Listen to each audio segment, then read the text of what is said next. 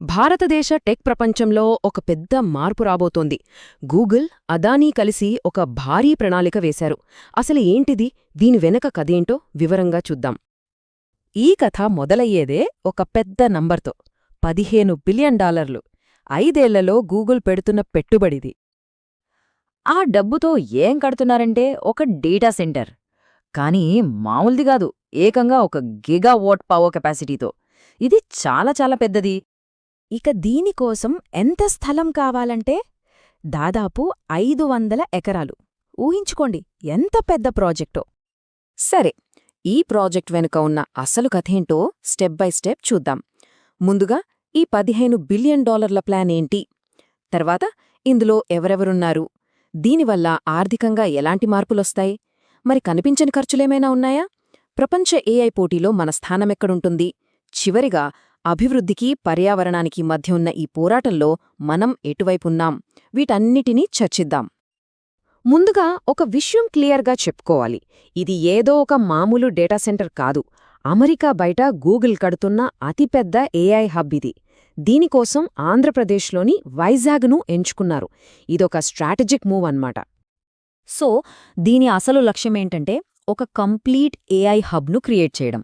అంటే latest computing power, కొత్త రకం ఎనర్జీ సోర్సులు, సముద్రం కింద నుంచి ఫైబర్ ఆప్టిక్ నెట్వర్క్, ఇవన్నీ కలిపి ఇండియా డిజిటల్ ఎకానమీని పరుగులు పెట్టించాలన్నది ప్లాన్. అయితే ఇంత పెద్ద ప్రాజెక్ట్ను ఒక్కరు చేయలేరు కదా. అందుకే దీని వెనుక ఒక పవర్ఫుల్ పార్ట్నర్షిప్ ఉంది. గ్లోబల్ టెక్నాలజీని లోకల్ స్ట్రెంగ్త్తో కలిపారు. ఈ ప్రాజెక్ట్ను నడిపించడానికి 3 కీలక భాగస్వాములు కలిశారు. టెక్నాలజీ, ఇన్ఫ్రాస్ట్రక్చర్, కనెక్టివిటీ, ఈ మూడింటిని కలిపి రిస్క్ను తగ్గించుకుంటున్నారు. ప్రతి ఒక్కరూ ఒక కీలకమైన బాధ్యత తీసుకున్నారు. ఇక్కడ చూస్తే వాళ్ల రోల్స్ చాలా క్లియర్గా అర్థమవుతాయి. గూగుల్ ఏమో టెక్నాలజీ, అంటే ఏఐకి కావాల్సిన బ్రెయిన్ లాంటిది. అదాని గ్రూపేమో ఆ బ్రెయిన్ పనిచేయడానికి కావలసిన శరీరం, అంటే data centre building, power supply లాంటివి చూసుకుంటుంది. ఎయిర్టెల్ ఏమో ప్రపంచంతో కనెక్ట్ చేయడానికి కావలసిన నరాల లాంటిది, అంటే సబ్సీ కేబుల్స్, నెట్వర్క్ చూసుకుంటుంది. ఇక వీటన్నిటికీ ఏపీ ప్రభుత్వం భూమి, కొన్ని వేల కోట్ల ప్రోత్సాహకాలతో సపోర్టేస్తోంది. మరి ఇంత పెద్ద పెట్టుబడి పెడుతున్నారంటే దాన్నించి ఏదో ఆశించాలి కదా.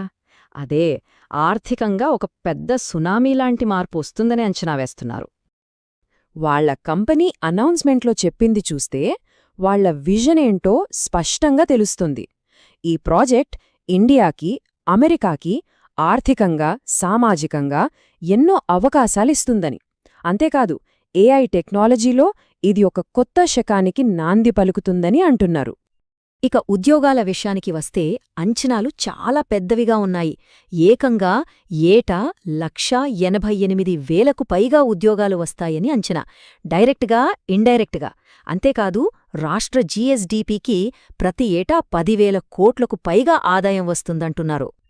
అసలు అన్ని చోట్లా ఉండగా వైజాగ్నే ఎందుకు ఎంచుకున్నారు అనే ప్రశ్న రావచ్చు. దానికి కొన్ని బలమైన కారణాలున్నాయి. సముద్రం కింద నుంచి వచ్చే డేటా కేబుల్స్ కోసం కోస్టల్ ఏరియా కావడం ఒకటి, కరెంట్ సప్లై స్టేబుల్గా ఉండటం ఇంకో కారణం. వీటికి తోడు ప్రభుత్వం ఇచ్చే సపోర్ట్, ప్రోత్సాహకాలు కూడా ఉన్నాయి. మిగతా గ్లోబల్ హబ్స్తో పోలిస్తే ఇక్కడ ఖర్చులు కూడా తక్కువ. అయితే కథలో ఇక్కడే ఒక పెద్ద ట్విస్ట్ ఉంది. ఇంత భారీ ప్రాజెక్ట్ అంటే దానికి అంతే భారీగా వనరులు కూడా కావాలి. వాటి గురించే ఇప్పుడు మనం మాట్లాడుకోబోతున్నాం. సో అసలు ప్రశ్న ఏంటంటే, ఈ టెక్నాలజీ అద్భుతం కోసం మనం పర్యావరణపరంగా ఎంత మూల్యం చెల్లించబోతున్నాం? మొదటిది కరెంట్. ఈ డేటా సెంటర్కు ఒక గిగావాట్ పవర్ కావాలి, అది కూడా 24 గంటలు 7 రోజులు. అంటే సుమారుగా 10 లక్షల ఇళ్లకు ఇచ్చే కరెంటును ఇది ఒక్కటే వాడేస్తోంది. ఇప్పటికీ మనం బొగ్గు మీదే ఎక్కువగా ఆధారపడి ఉన్నాం కాబట్టి ఇది మన పవర్ గ్రిడ్ మీద ఎంత పెద్ద భారం వేస్తుందో ఆలోచించండి. తర్వాత నీళ్లు. కూలింగ్ కోసం దీనికి రోజుకి దాదాపు 19 మిలియన్ లీటర్ల మంచినీళ్లు కావాలి. కాని వైజాగ్ నగరంలో ఇప్పటికీ రోజుకి 66 మిలియన్ లీటర్ల నీటి కొరత ఉంది. ఇప్పుడీ ప్రాజెక్ట్ వస్తే ఆ కొరత ఇంకా ఎంత పెరుగుతుందో. అందుకే మానవ హక్కుల ఫోరం లాంటి సంస్థలు దీన్ని ముంచుకొస్తున్న పర్యావరణ విపత్తు అని పిలుస్తున్నాయి. ఇప్పటికే నీటి సమస్యలతో ఉన్న ఈ ప్రాంతంలో ఈ ప్రాజెక్టు వల్ల భూగర్భ జలాలు మరింత అడుగంటిపోయే ప్రమాదముందని హెచ్చరిస్తున్నారు. అయితే ఈ ప్రాజెక్ట్ ఏదో ఇండియాలో మాత్రమే జరగడం లేదు. ఇదొక గ్లోబల్ రేస్లో భాగం. భవిష్యత్తు ఏఐ టెక్నాలజీని ఎవ్వరు కంట్రోల్ చేస్తారనే పోటీలో ఇదొక కీలకమైన అడుగు. ఇండియాలో ఈ ఏఐ రేస్ ఎంత తీవ్రంగా ఉందో చూడండి. గూగుల్, అదానీ $15 బిలియన్ పెడితే వాళ్ల పోటీదారు మైక్రోసాఫ్ట్ ఏకంగా $17.5 బిలియన్ పెట్టుబడి ప్రకటించింది. దీన్ని బట్టే అర్థం చేసుకోవచ్చు గ్లోబల్ టెక్ కంపెనీలకు ఇండియా మార్కెట్ ఎంత ముఖ్యమో. కానీ ప్రపంచవ్యాప్తంగా ఇలాంటి పెద్ద పెద్ద ప్రాజెక్టులపై వ్యతిరేకత కూడా పెరుగుతోంది. అమెరికా నుంచి జపాన్ వరకు చాలా చోట్ల అక్కడి ప్రజలు వీటిని అడ్డుకుంటున్నారు. ఎందుకంటే వాళ్ల ఆందోళనలు కూడా అవే. నీళ్లు, కరెంట్ వాడకం ఇవన్నీ మనల్ని చివరిగా ఒకే ఒక్క ప్రాథమికమైన ప్రశ్నకు తీసుకువస్తాయి.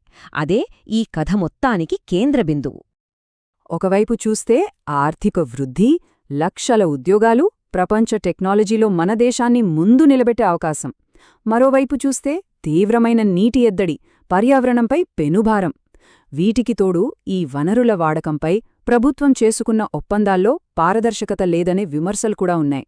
సో ఇదొక కత్తిమీద సాములాంటిది. చివరిగా విశాఖపట్నం ఏఐ హబ్ మన ముందు ఒక పెద్ద ప్రశ్నను ఉంచుతోంది. రాబోయే దశాబ్దంలో టెక్నాలజీ అభివృద్ధి ఎలా ఉండాలో నిర్దేశించే ప్రశ్న ఇది. ఇంత భారీ స్థాయిలో అభివృద్ధి సాధిస్తూ అదే సమయంలో పర్యావరణాన్ని కాపాడుకోవటం నిజంగా సాధ్యమేనా?